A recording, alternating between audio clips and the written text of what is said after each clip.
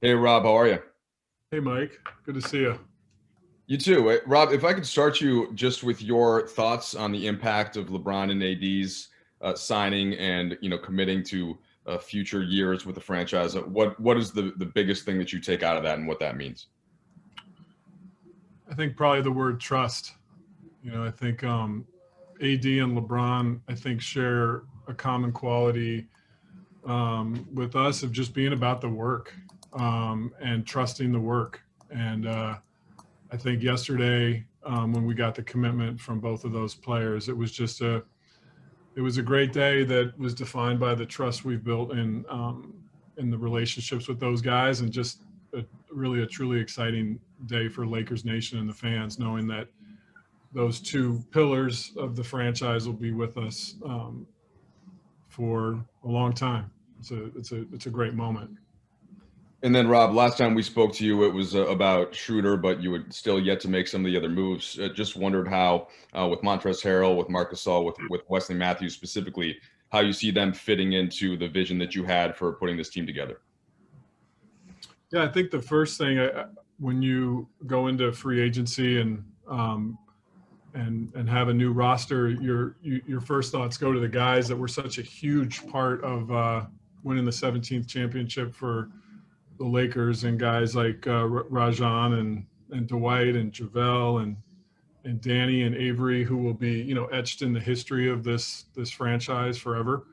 Um, and it's hard to see those guys go or be on other teams, and we're so grateful for what they've meant to us and what they mean to this franchise.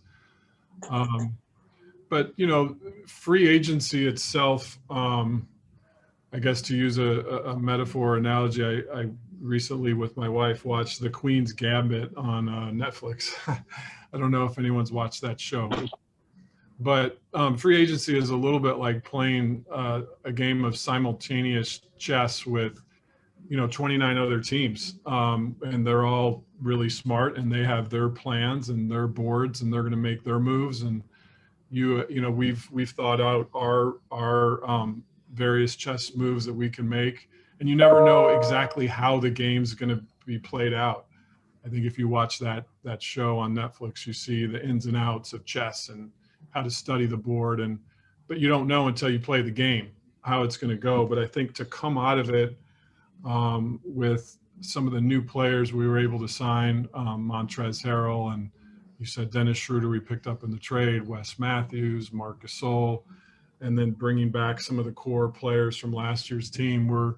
Um, we're excited that the work we put into it, the preparation that the front office put into it, panned out where we feel like we have a strong roster. Okay, we're going to go to Bill Oram, please. Hey, Rob, good to see you again. Last time we talked to you, you said you weren't going to be complacent with this as you approach this offseason, and I think that there's been quite a bit of overhaul for a team that won a championship. And I'm curious how you approach this offseason in terms of really wanting to keep your foot on the gas, and how different you see this team being in terms of the way it will play, and what gives you confidence that you guys can recapture some of the, for lack of a better term, magic or chemistry that you guys had that carried you to that title. Well, I think Frank Vogel and his coaching staff have made it really clear that the identity of this team is centered on sort of defense and just playing gritty, tenacious basketball.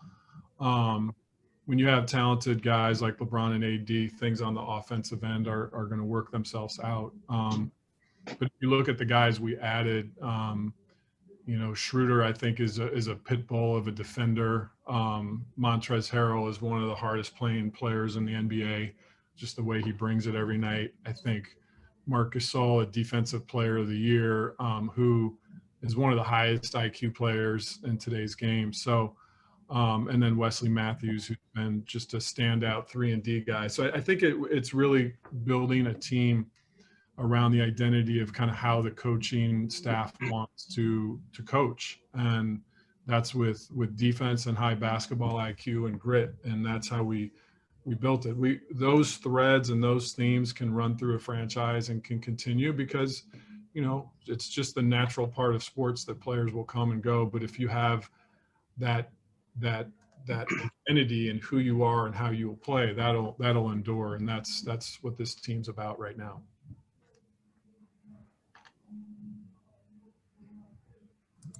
Dave McMenamin, please. Hey, Rob, Dave McMenamin with ESPN. When you make the acquisitions of someone like a Schroeder,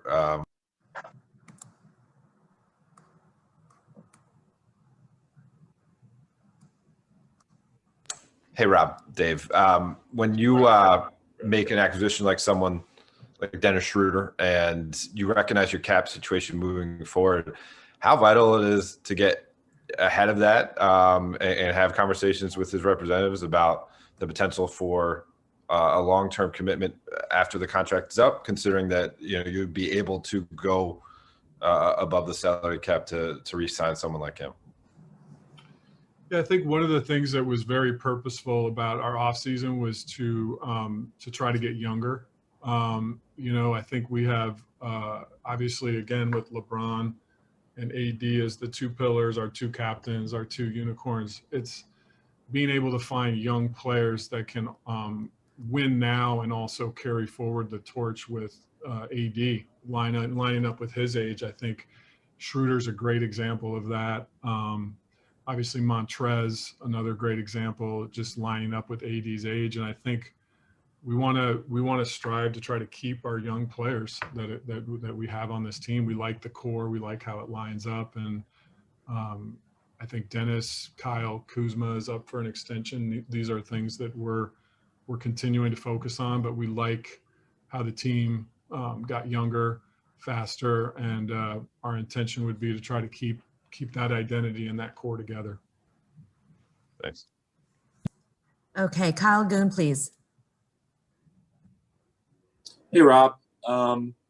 So obviously, you guys have, one of the shortest off seasons along with the Heat. And then the structure of the season is going to have some inherent risks when it comes to COVID. I'm wondering, do you feel like the guys you brought in or the way you constructed the roster is sort of designed to have different guys who can carry the team on different nights, depending on if LeBron or AD are missing games due to rest or some other situation during the regular season? Yeah, listen, I think the bubble experience created issues that no NBA team could have foreseen at the beginning. And I think one of the things that we were really mindful and thoughtful of was, given the new things that popped up, we had to be really strong with how we handled them with our players and partnered with them to get through some of that stuff. And I think this year will be different than the bubble, but it'll have unexpected things arise that you'll have to work through as a team. And I do think all of us, just at the human level, have seen the challenges that the pandemic has created, and we think through it in our own lives and what it means. And so certainly that thread of thinking goes into a roster too, and how can you be successful? How can you be versatile? How can you be deep, knowing that there might be unexpected things flashed your way as a result of the pandemic. Okay, Dan Weike, please. Hey, Rob. Good to see you. Just kind of a housekeeping question. Do you anticipate to have everybody available for start of practice on Sunday for team practices? And I guess let's just start with that. Is everybody healthy and clear? Yeah, there's nothing on my radar right now that would suggest that people won't be there on the start of training camp, but that can change by the moment. You don't say. I think the second question I have for you is, Bill touched on this a little bit. You guys were really big last year. You had a lot of different big lineups. Maybe a little bit smaller this year. Was that by design, an accident? Is that just kind of how it worked out? Yeah, I guess it'll remain to be seen whether that's a true statement or not. I mean, when I walked downstairs and saw Marc Gasol the other day, I mean, it would hard to be thinking we got smaller when you see someone like him. And I think Trez has shown the ability to play the 4 and the 5. And then when you have guys like LeBron, who's 6'9", 6'10", AD 6'10", 6'11", Kyle Kuzma 6'10". It's hard to think that I still think we're a big team, big, long, versatile team. Okay, Joe Varden, please. Hey, Rob. Joe Varden from The Athletic. I had a quick question. Will the rings, will they actually be ready for opening night? That's a good question, Joe. So our business side, who's led by Tim Harris, they tend to be more in charge of those things, and I think it's something that's ongoing. So I don't want to answer a question I don't know the answer to. Okay, I just figured. I know those things can take a while, but my bigger question, and thanks for allowing me the time. It's hard to figure in a way like how the Lakers will have a sense of urgency right away, given everything you just went through, and you literally just won a title. But I guess my question for you would be, you think the team is new enough? Like you brought in enough guys that didn't win it last year, so maybe for them, like they would kind of infuse the rest of the team or carry the team early as far as like coming, ready to play that level of basketball that early? I think we've got a lot of really passionate guys and a lot of really high IQ basketball players. So I don't think there's going to be any lack of energy and intensity. I've kind of felt it in the building with our individual workouts that, as everybody knows, have started. I think this team's excited to play, excited, for the challenges of coming together. I think,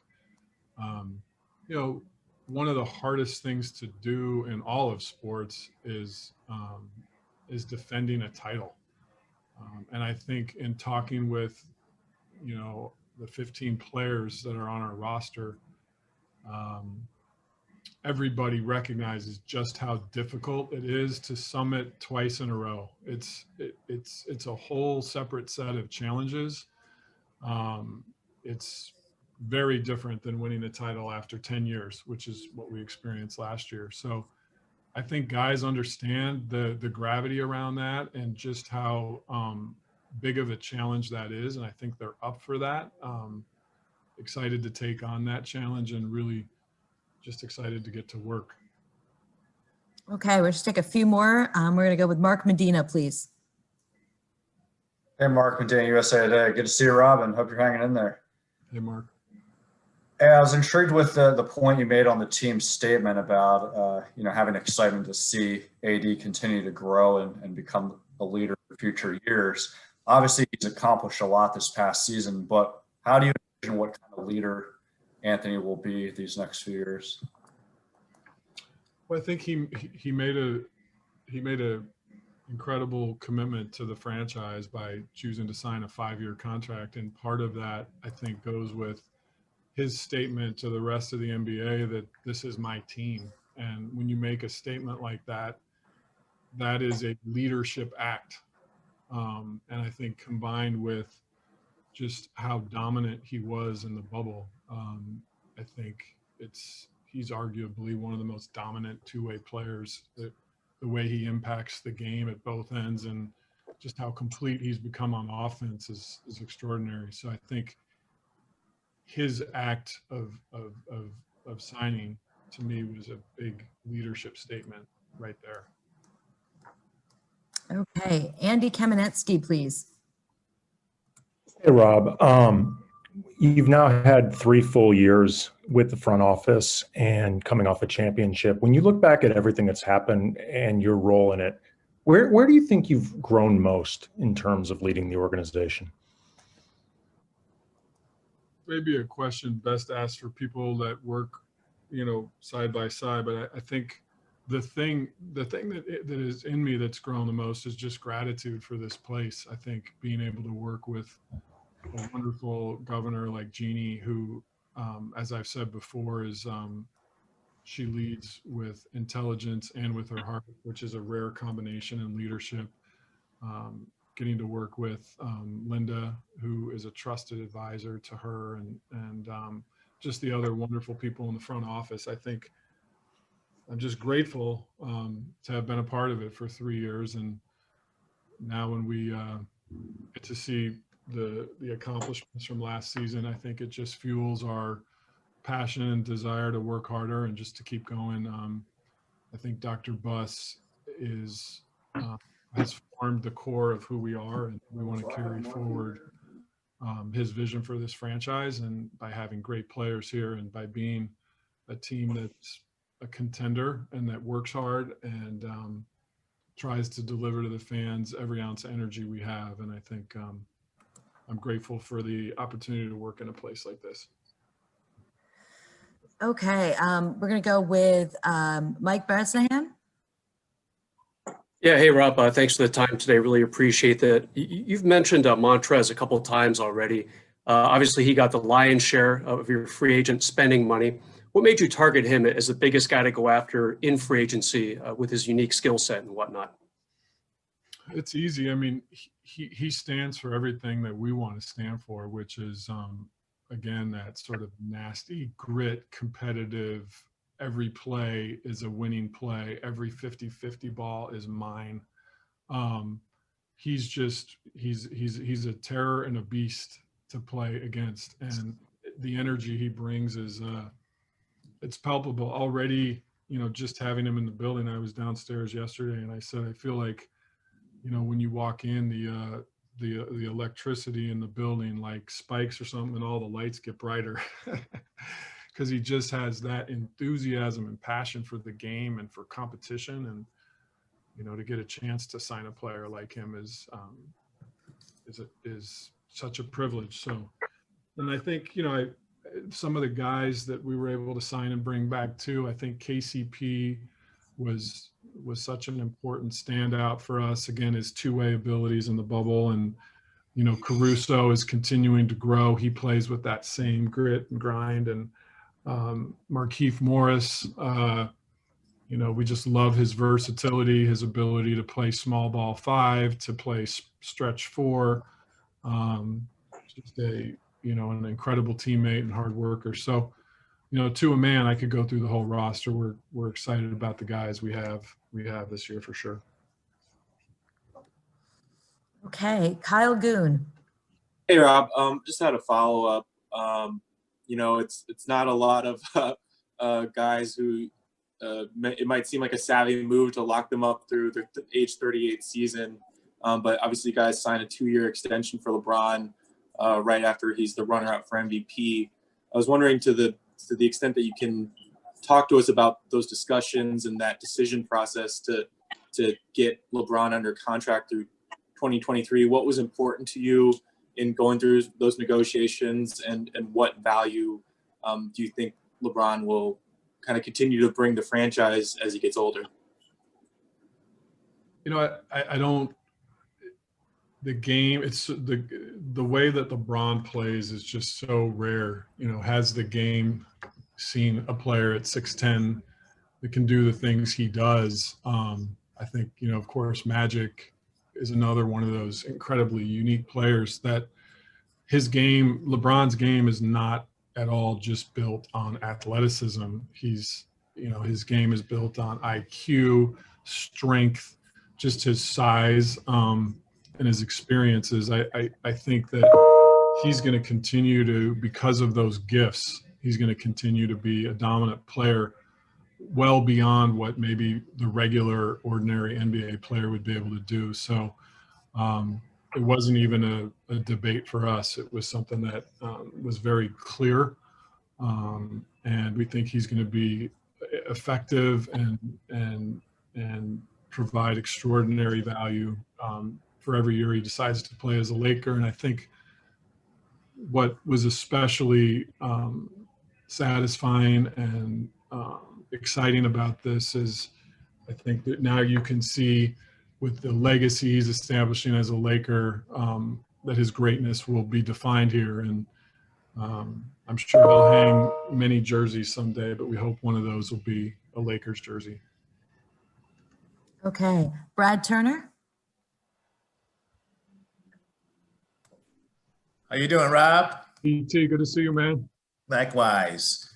Hey, in your conversations with other executives and people around the league, with the virus going the way it is right now, Have you guys had any sort of discussions of another potential bubble situation for even a short period of time?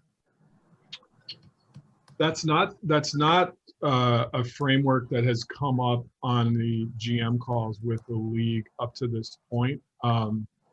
Again, the pandemic is fluid, and so I think everybody is open-minded that, you know, the players' health and safety and the fans' health and safety and the staff members' health and safety is by far number one. And I think, so I think everything is still on the table, but it's not something that's currently being focused on. Okay, and last question, we're going to go with Bill Orm, please. Hey, Rob, just to follow up on some of the AD stuff, you know, there's been such a trend of superstars signing short-term deals to maximize their earning potential and to maintain their flexibility. LeBron did it, AD did it. When you guys were going into this negotiation period with Anthony, how likely did you think a long-term deal was? Was that something that you guys really were pushing for? And how excited were you that he gave you, and you touched on that part of it, I suppose, earlier, but to have that kind of buy-in as opposed to, you know, every year, every 2 years, having, you know, the looming threat of him potentially leaving? Yeah, I think, again, the way we approached our conversations with AD and his agent, you know, when we were allowed under the CBA to offer him the max, we had a conversation with them and said, hey, the Lakers would like to offer you